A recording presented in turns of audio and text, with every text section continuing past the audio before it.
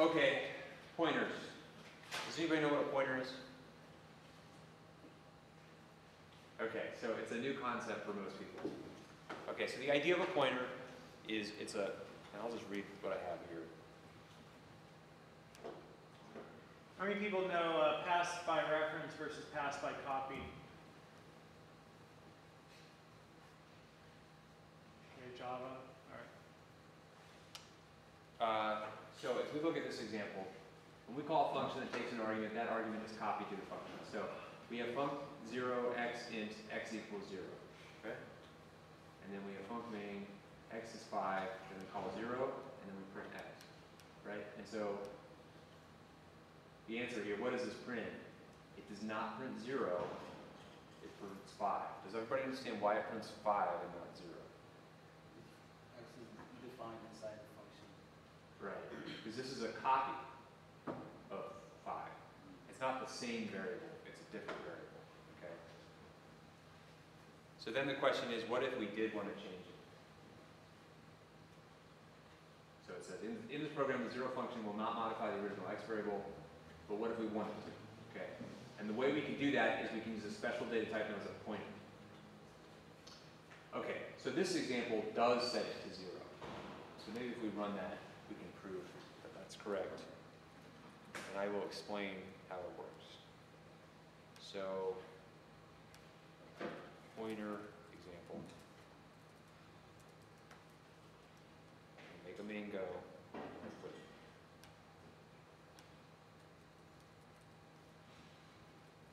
Just need to add package.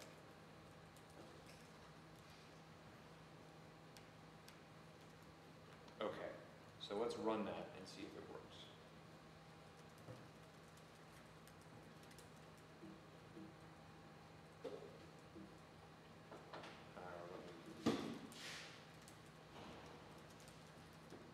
Okay, so I ran go install, and then I'm just going to run pointer.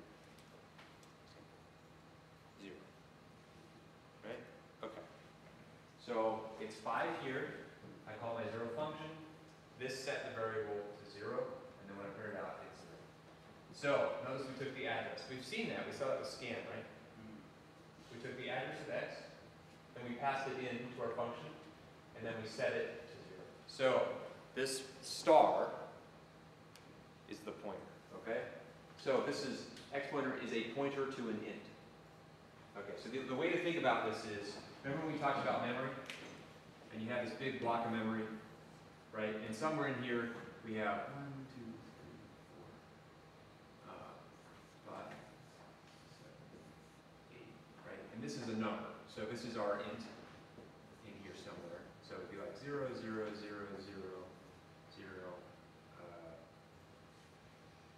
what's 1, 1. 1 where? For 5, it would be 101. Thank you. Wait, Okay. 2, 1. It gets along that's the latest answer. But the point is that there's this memory where this is existing, right? Okay? And when we change the value, we're like changing the numbers in here. But we can take the address, so when we use an ampersand, that means take address, and we'll take it of that guy. And that gives us back a number. And the number is the box number that we talked about earlier with memory, right? It's the place in memory where it is. So, and then we can take that, and when we use the star operator, that means take that address and follow it. So that gets us back into this bit of memory. And then when we modify it, we're now modifying the same place. So the way to think about it is, we have, this is x right here, right? And so we have ampersand x. That took the address. So that's the address of x. That's what we pass into our function. Okay? So when I say star x pointer equals 0, what I'm doing is I'm taking, this is like go back to x, right, and set the value to 0. So I'll show you where the address is so you can see the number. I think we already saw that, right, when we did printf, and you can use percent. Oh, we haven't seen this.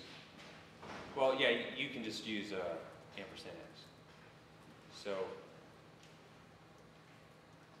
right, that's a memory address. So the value is 5. The value of x is 5. You have x stored in here.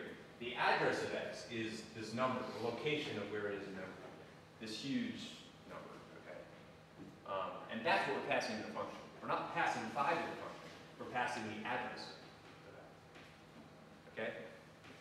So we can see that if we print it here.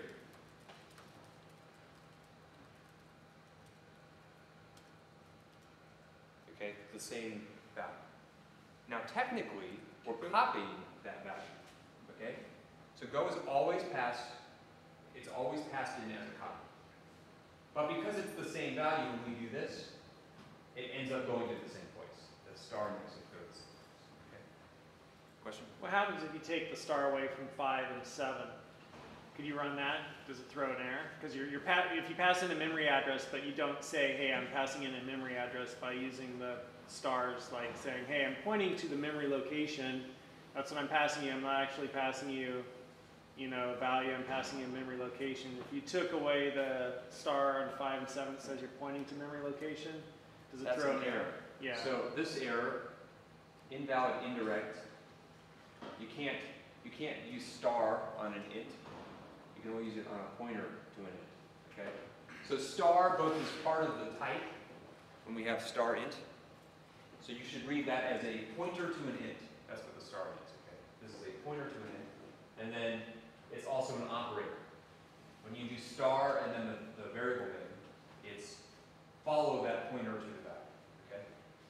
So let's walk through that. So this printed the address. Remember we saw the address when I said x pointer. How do I print the value? Star x pointer. Exactly. I do star x pointer. That follows the pointer to the value, right? So if I run that, I see 5, right? That's what I expect to see. So star is both part of the type and it's an operator. So what happens if you do on 6 star star x pointer? That will also be an error. Okay, invalid indirect. You can only use it on pointers. So you can't do that. Okay? Right. So think of it this. If I have an int, I want its memory address, I use ampersand. If I have an address and I want the value, I use star. Okay? They're like the reverse operations, like subtraction versus addition or multiplication versus division. This is following the pointer versus taking the address. So operations. What if you copied line 13? Sorry, I'm all the what if, dude. And you did star pound x on line 14. Star pound? Yeah. You mean star ampersand? Yeah, star ampersand. Yeah, those are like reversing. So would that just return 0. 0? Yeah. Does everyone understand why that returns 0? No. Does somebody say no? So you're saying reverse. This is the address of x. This follows the address back to x again. So if I take the address and then I go back to it, I'm back to x again. So you think of it as this would be similar to negative x, minus x, right? Like that's the same idea, right? If I negate a value and then I negate it again, I get back to where I was, right? Okay, and that's kind of what we're doing with star. So this is a pointer, and this is dereferencing the pointer. Okay, and then that's how we can assign a value to the original thing. Okay, everybody following? Show hands. How many people get it? Some people. Show hands. How many people are still? Can you just by themselves star versus ampersand? Like what? Yeah. So here I'll draw the boxes to maybe give you a diagram. So I have over here x. It has the value 5. Okay. Now, in the first example, when I said 0, I passed in this, and it created a copy of the box. So I had another x over here. It had the value 5. And then I changed it to x is now 0. My function finishes, but I never changed this box. This box got left the same because this gets copied to functions, okay? It creates a new one and sets the value the same. So the way we wanted to do this is actually, instead of doing the copy, what we want to do is I want to create a new variable, which was what, 0x2, 0 something, some big number, right? And this is the address of x, okay? And this, in other words, this is pointing to that box, okay? And then I copy this into the function, right? So we have another one, 0x2, 0, dot, dot, dot. And this one's called x pointer, right? That's what it's called up here. Okay? So that's my value. This one points to the same place. Got it? Okay? This address is the same. So when I do star x pointer, I'm following that address back to the original x. So the box here, this box has not been copied. So that's why I can modify it. Okay? Get the idea? Could I jump in and show something that really helped me? Sure. Cool. I actually kind of miss teaching, being a student. It's always a little bit fun.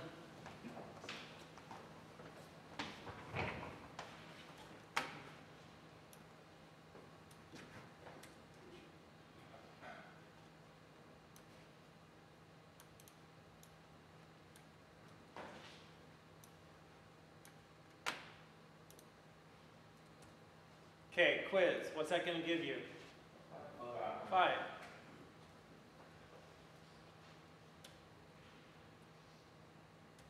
What's that going to give you? Memory address, right? So x is stored at some location in memory, and when we say, hey, just print line x, right, it shows us the value there. But if we want to see the actual memory address where that is stored, then the and, right? And so that, when I learned about this, it's called referencing. Like I'm referencing the memory address. And then the other little operator, which Caleb was showing you, which is like the opposite two sides of, whoops. Not used to add them, there we go. What's that going to give you? That'll give you 5.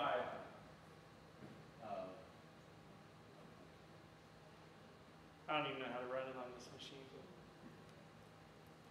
Just say and then alt tab to the terminal and run.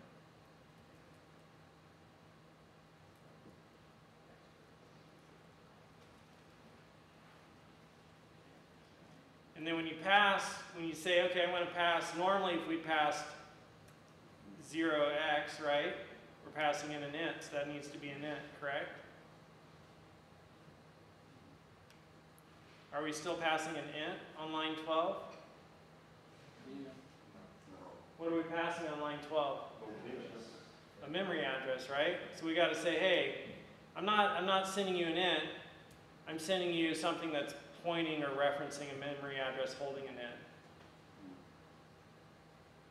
So referencing, dereferencing is the one that helped me. That's it. Did that help anybody? Yeah.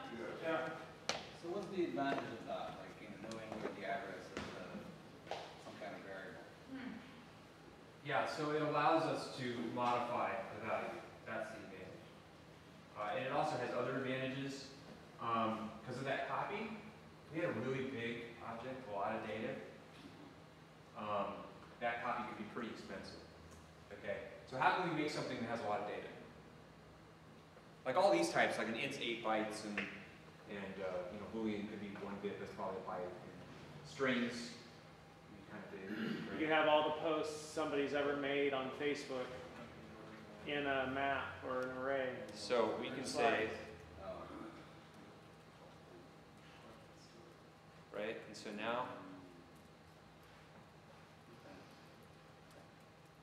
and let's say I wanted to, I don't know,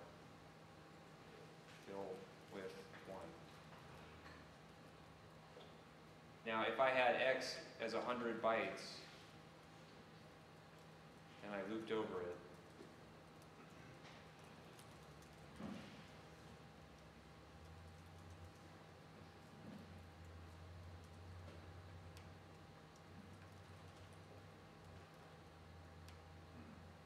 and then I print that out.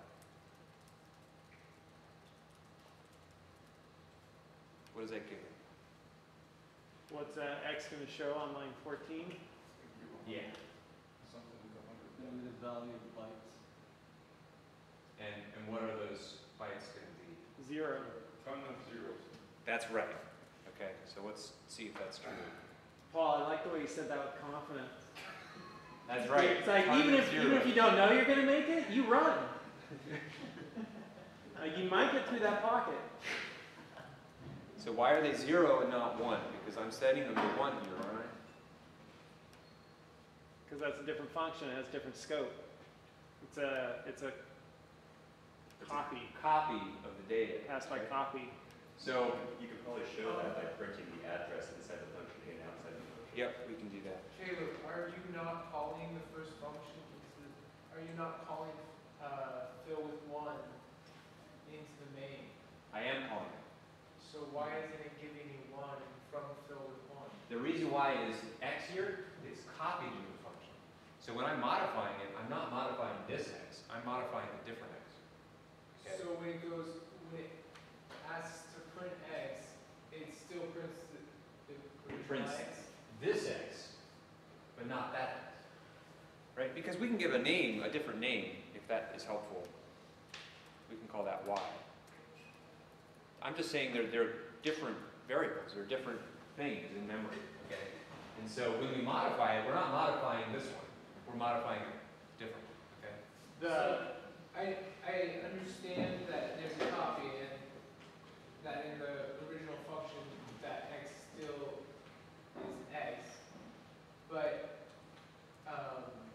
calling fill with 1, like in function main you call fill with 1 on line 13. Wouldn't that send x in Yep. and then have it come out of the function? But as soon as you send X in from 13 to 5, that value that was in X, which was a slice of 100 bytes, slice of bytes 100 in length, that X gets assigned to Y, another variable. And everything in Go has block scope, right? So if you go into a new block, like from 5 to 9, and just tell me if I'm getting this wrong, but 5 to 9 is a different scope, meaning the variables in that area just live in that area nowhere else. And the variables from 11 to 15 live in that area nowhere else.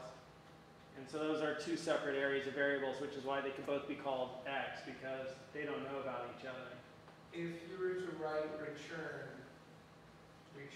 y in function fill with 1, would that then change everything to it? We would have to do this. Alright. Print that address in line 9. Yeah. So, yeah, I'll show you.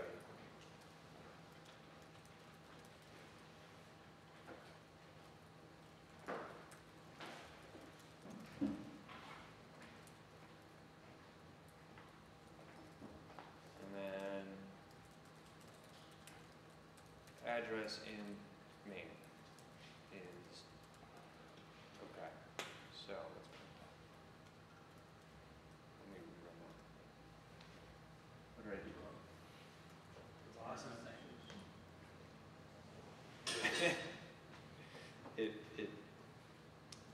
It has a nice format for that, so we can't see it that way. There's a printf flag. Let me look it up.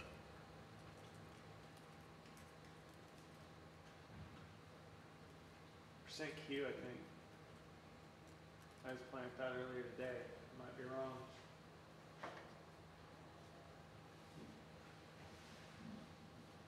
You passed it. Yeah, it's up to the list of all the things up above. Go back to the top. And right there. Thank you. Go down. Double quoted string safely escaped with Go syntax. No. That won't do it? It just has a special thing to see that, so we can't see the address this way. There's a way we can see it, but I don't know if I want to do that. Take out the text and it should just print, right? Just and Percent X should P. do it. Maybe if you don't have it on the Percent P. screen. Percent P? Like that? You're saying that will make it? Yeah, it says pointer here on the Golang. Our own private Stack Overflow. No.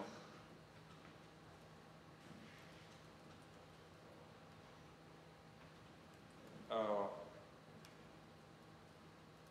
Let's try that. There we go. Good, thank you. Was it Q? P, which makes sense. Okay. The reason why that wasn't working is it has a special thing and it was showing us the value, and we wanted to see the memory addresses. So these are two different memory addresses. It copied the data. We have, our 100 bytes here, and this is X in main, and it's, 0, 0, 0, 0, 0, 0, 0, okay? And then when we called the function, it copied it and created a Y. And so 0, 0, 0. That's lots of zeros, okay? And so when we changed Y, it did nothing to X because it's a copy of the data, okay? And because it's a copy, this could use a lot of memory, okay? Right? Because if this is a bigger slice of bytes, sorry, array of bytes, if this is, now we're copying 100 kilobytes, okay? You can see how this can grow very quickly. We can have 100 megs of data that we're copying. So it's expensive to do that because it actually has to copy in memory. If we can use a pointer instead, we can save a lot of space because now we're going to reference the same piece of memory. What's the percentage P doing? It just formats the pointer as an address instead of showing, what it was showing us before was, hey, you have a pointer, and then it showed us all the numbers, which didn't help us because we don't, in this case, we didn't care about the numbers. We wanted to see the address, so that made it so we could see the address. So if you change that to star X, what would happen? This, Yeah. it'll be a compiler error. You understand why that's a compiler error? That's the pointer. Because this is not a pointer. And you can only use star with a pointer. Okay? So if we wanted to be able to do this, how do we do that? We have to do this. And There. Now that's a pointer to an array of bytes. 100,000 element array of bytes. Okay. I don't think we can actually do this. wouldn't 13 be an ampersand? Yeah, we can't do that either. Can't do that either. Maybe we can. Yeah, I guess you can. But this is kind of confusing. Maybe if I wrap it in parentheses, it's a little clearer. Nope, didn't help. Didn't help. Didn't help. Maybe if I put it on a new line.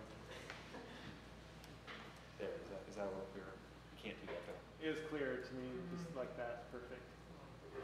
So this is creating a new array of 100,000 bytes and then taking the address of it. Okay? And then you could use star on it. But when it's just by itself, you can't. Okay? So if we want to modify the original, we can do this. We can change it to a pointer so that now this is a pointer to all those bytes. Okay? And now we don't need the ampersand here because it's already a memory address. And now we can change this to star y.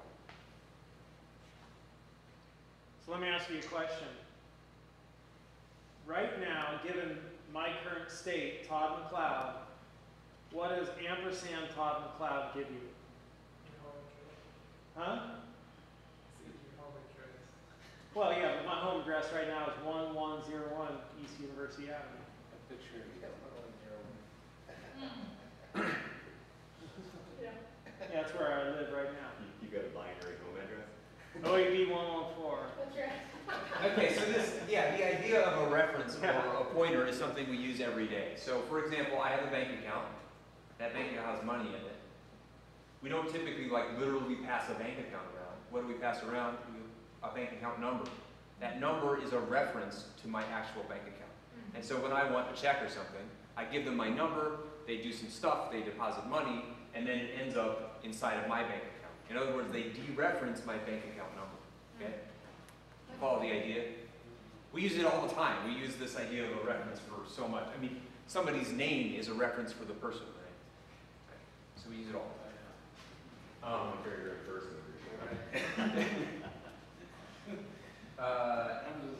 Okay. What's percent P? The percent P is just format this as a pointer. That's all we're doing. Remember, we use like percent F for drawing floating point numbers. Percent P is pointer. Okay. So, because we have this now, I didn't finish this example. I have to change this. I can't do this anymore because the subscript operator here, the getting a value at a certain location, is only valid for arrays and slices, and this is a pointer to an array. Okay, so I have to dereference the y. Now that looks a little confusing, right? I fill in this, and now we should have 1 for the whole thing. I'm going to change this so that it prints out to something sane, because otherwise it's really big. And let's see what happens. There we go. Now we have the same address. So now we're modifying the same thing. But notice when we have a pointer like this, we have to dereference it anytime we want to use it. So, following that? Why are there all those ones? Like what, why Because I made them 1 here. one? Okay. 4 items. So something else that also helped me was right there on line 15. I'm going to pass over the memory address. That's kind of what I say when I see that. I'm passing over the memory address, the address. Yeah. And on line 5, I say, hey, I'm receiving a memory address, a pointer to a memory address, which is an array of bytes of size 100. All right, that's what line 5, that's how I read that. I'm receiving an array, I'm receiving a memory address of array bytes. And then I'm going to use it on line 7. Okay, so now I need to, go from the memory address back to the value. Since I passed in the memory address, y is the memory address, show me the value there. And the star dereferences it. Remember when we had star pound, it just gave us the value again? Pound, give me the address, star, give me the value. And up above, and that gets a little confusing for me because on 5, it's almost like 5 is a little different than 7, because 5 is saying, I'm sending in a memory address, and 7 is saying, okay, I'm going from the memory address back to the value, right? So star almost, it seems to play 2 roles. Is that right, Caleb? I mean, that's kind of how I've read that. So, with a pointer, we now know something that maybe we didn't know before, and that's something about a slice, right? So remember there's an array and there's a slice. Remember the difference is we don't have a number inside of the brackets, right, for a slice. So, let me show you what happens when we use a slice instead of an array. So if I change this, and change this back, and change this back, and so on.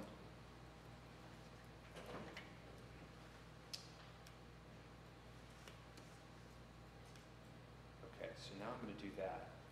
I'm going to use make, and give it a size.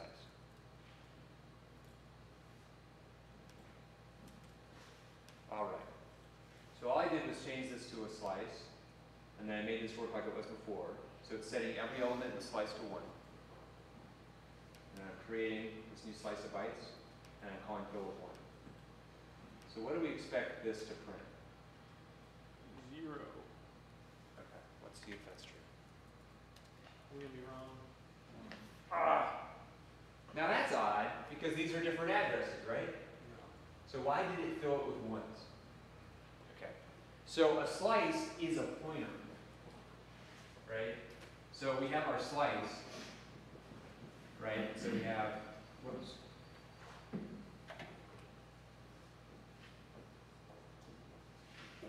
Our slice of ints. You can think of this as a structure that has a pointer inside of it.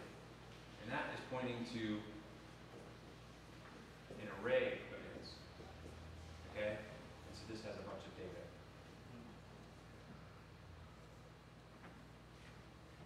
So a slice is kind of like, you can think of this slice of int as equivalent to a star int. And that's why when we modify something inside of it, it actually does change, okay? Because it follows this pointer to the thing and fills it in. And so when we pass slices around, we can modify them. But that's because they're pointers. Are there any other data structures that are like that? Maps are like that. When we modify a map. Okay. So that's just one pointer? It's not an array of pointers? It's actually, yeah, it's just one pointer plus a thing for the length and a thing for the capacity.